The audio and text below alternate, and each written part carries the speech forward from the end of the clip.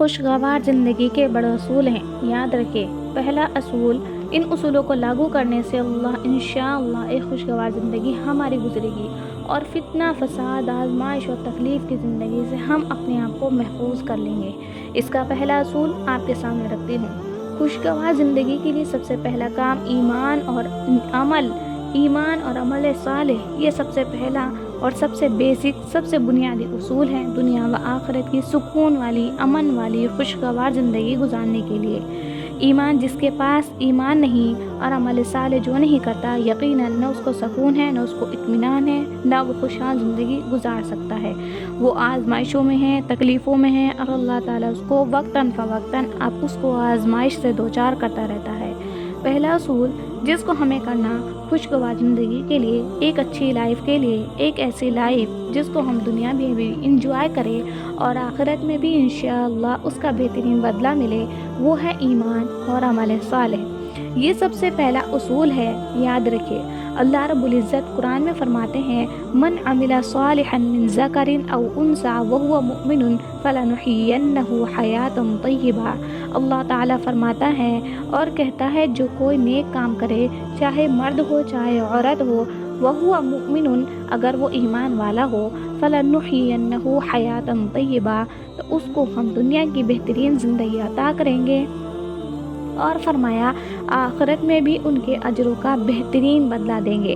تو جو ہی اچھے اعمال کرے، چاہے مرد ہو چاہے عورت ہو، دنیا کی زندگی کی بھی اچھی زندگی گزارے گا اور آخرت میں اس کا عمل کا بہترین بدلہ ملے گا۔ تو اس آیت میں دو چیزیں بتائی گئی ہیں، ایک بہترین دنیا کی زندگی اور آخرت کی بہترین زندگی کے لیے۔ وہ پہلا یہ ہے کہ ایمان والا ہو اور اعمال کرے نیک، تو ایمان اور عمل صالح دونوں مل جائے تو دنیا کی بہترین زندگی ہوگی اور انشاءاللہ آخرت کی بھی بہترین زندگی ہوگی۔ اسی طرح دوسری جگہ اللہ تعالیٰ فرماتے ہیں، جو لوگ ایمان لائے، انہوں نے نیک عمل کیے، ان کے خوشحالی بھی ہے اور عمدہ ٹھکانہ بھی ہے۔ جو لوگ ایمان لائے اور نیک کام کریں، ان کے لیے خوشحالی بھی ہے اور عمدہ ٹھکانہ بھی ہے آخرت میں۔ اللہ تعالیٰ سورہ آل عمران میں فرماتے ہیں، ان اللہ لا یخلف المیعاد، اللہ تعالیٰ اپنے وعدوں کی خلاف ورزی نہیں کرتا۔ جب اس نے کہہ دیا کہ ایمان لانے اور نیک عمل کرنے والے اچھی دنیا کی زندگی، اچھی آخرت کی زندگی دے گا، تو اللہ تعالیٰ وعدے کی خلاف ورزی نہیں کرتا۔ یقیناً اس کا وعدہ سچا ہے، ہمارے لیے یہ وعدہ بالکل سچا ہے کہ اگر ہم ایمان لائیں جیسا کہ اس کا حق ہے اور عمل صالح کریں جیسا کہ اس کا حق ہے، ایمان کا انشاءاللہ العزیز ایک اچھی زندگی ملے گی۔ اور ہم سے بہت سارے مسلمان ایسے ہیں، مسلمان ہونے کے باوجود ہم دیکھتے ہیں کہ ایسا ایمان جیسا کہ اس کا حق ہے، اس کے تقاضوں کو پورا نہیں کرتے۔ ہم نے ایمان کے بعد عمل صالح کو نہیں اپنایا، جس کے نتیجے میں آج آزمائشوں کی اور پرفتن زندگی گزار رہے ہیں۔ ہم ایمان والے ہیں تو عمل صالح میں اضافہ کیجیے۔ اگر ایمان والا نہیں ہے تو دنیا و آخرت کی سکون والی زندگی اس کی ہے ہی نہیں۔ تو یہ پہلا طریقہ ہے پرسکون زندگی گزارنے کا۔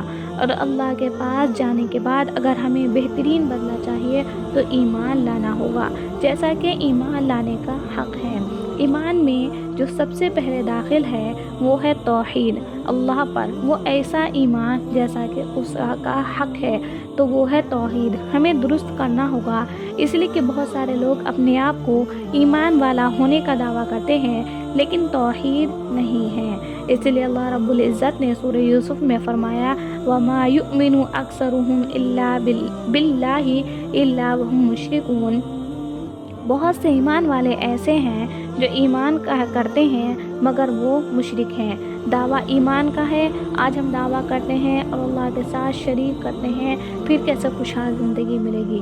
سوال یہ ہے کہ کیسے ملے گی؟ جب رب کے ساتھ کسی کو شریک کر دیا تو کیسے ملے گی خوشحال زندگی؟ خوشحال زندگی کے لیے بڑی محنت ہے، بڑی مشقتیں ہیں دنیا و آخرت کی خوشحال زندگی کے لیے۔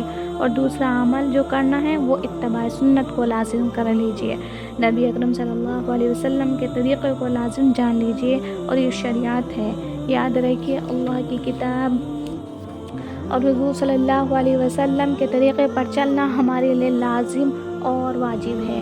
جو دین آپ نے لا کر دیا اس کو چھوڑ دیا، اس کو مکمل کر دیا، جو اللہ کا دین تھا جس کی تکمیل آپ کی نبوت کے ساتھ ختم ہو گئی۔ ہمیں آپ کے قول کو، آپ کے فعل کو مقدم رکھنا ہوگا۔ دوسرا اصول جو خوشگوار زندگی کے لیے وہ ہے نماز کو قائم کرنا۔ دوسرا اصول ہے خوشگوار زندگی گزارنے کے لیے مصیبت پریشانی سے بچنے کا حل ہے۔ جو مصیبت اور پریشانی آتی ہے ان سے بچنے کے لیے نماز ہے، اور خوشگوار زندگی گزارنے کا یہ طریقہ ہے۔ صحیح مسلم کی روایت ہے، نبی اکرم صلی اللہ علیہ وسلم فرماتے ہیں، بندہ اپنے رب کے سب سے زیادہ قریب اس وقت ہوتا ہے جب وہ سجدے کی حالت میں ہوتا ہے، لہٰذا تم سجدے کی حالت میں زیادہ دعا کیا کرو۔ بندہ سب سے زیادہ قریب کب ہوتا ہے اللہ تعالیٰ سے؟ جب وہ سجدے کی حالت میں ہوتا ہے، لہٰذا سجدے میں دعا کیا کرو۔ صحابہ کا یہ حال تھا، صحابہ اتنے خوش ہوئے جب نماز آئی، وہ صرف فرض نہیں، فرض کے علاوہ بھی پوچھتے تھے اور کیا ہے۔ نبی اکرم صلی اللہ علیہ وسلم نے بتایا فرض کے علاوہ نفل انسان پڑھ سکتا ہے۔ نفل میں پھر وہ سنت ہے، سنت مؤکدہ ہیں، پھر اس میں مختلف نماز ہے، تہجد ہے، اشراق ہے، چاشت ہے، اوابین ہے، مختلف نمازیں ہیں۔ لیکن افسوس کی بات ہے کہ 5 فرض ہم سے نہیں ہو رہے ہیں۔ اب یہ نہیں کر کے ہم سکون کی زندگی کیسے حاصل کر سکتے ہیں؟ یہ میں نہیں جانتی کہ رب العزت لاکھوں نعمتیں ہمیں عطا کرتا ہے، اتنی نعمتیں ہیں شاید ہم ان کو گن بھی نہیں سکتے، اور ایسی کئی نعمتیں ہیں جن کو ہم گنتے بھی نہیں۔ تو بالکل عام معمول ہے، جس کے پاس وہ نعمت نہیں ہے اس کو دیکھنے کے بعد احساس ہوتا ہے کہ ہمارے پاس کیا نعمت ہے۔ اللہ نے ہمیں ہاتھ دیے، اس کا استعمال ہم بنا سوچے سمجھے کرتے ہیں۔ جب بغیر ہاتھ والے کسی شخص کو دیکھتے ہیں تب احساس ہوتا ہے کہ اللہ نے کیا نعمت دی ہے۔ اور تیسرا اصول کامیاب خوشگوار زندگی گزارنے کا، اللہ تعالیٰ فرماتے ہیں اگر یہ بستی والے ایمان لائے اور اللہ کا ڈر اختیار کرے تو ہم آسمان و زمین کی برکت کے دروازے ان کے اوپر کھول دیں گے۔ آج ہمیں نہ کھل کر گناہ کرنے میں ڈر لگتا ہے اور نہ چھپ کر گناہ کرنے میں ڈر لگتا ہے۔ تقویٰ آج ہماری زندگیوں سے غائب ہے۔ یاد رکھیے، تقویٰ دل کی کیفیت ہے کہ ظاہر سے بھی نظر نہیں آ سکتا، کہ ظاہر سے بھی وہ نظر آ سکتا ہے لیکن ضروری نہیں، اصل کیفیت اس کی دل کی ہے، ورنہ سامنے کوئی انسان متقی پرہیزگار بن کر آتا ہے اور پیچھے جا کر گناہ کرتا ہے۔ تقویٰ بڑی اہم چیز ہے، یاد رکھیے، تقویٰ اگر اختیار نہیں کریں گے تو نعمتیں جو دی ہوئی ہیں وہ چھینی جائیں گی۔ اس کے لیے کہ جب شکرانہ ادا نہیں ہوتا اللہ کی نعمتوں کا تو اللہ دینی نعمتوں کو بھی چھین لیتا ہے۔ آدم علیہ السلام سے خطا ہوئی، جنت سے نکال دیے گئے، شیطان نے ایک نافرمانی کی، اللہ کی جنت سے نکالا گیا اور ملعون ہوا، قیامت تک کے لیے تقوی کے خلاف کام کیا۔ اللہ نے کہا تھا سجدہ کر آدم علیہ السلام کو، اس نے کہا کہ میں بہتر ہوں آدم علیہ السلام سے، نتیجہ یہ ہوا کہ ملعون ہوا، ہمیشہ کے لیے مردود ہوا، دھتکارا گیا۔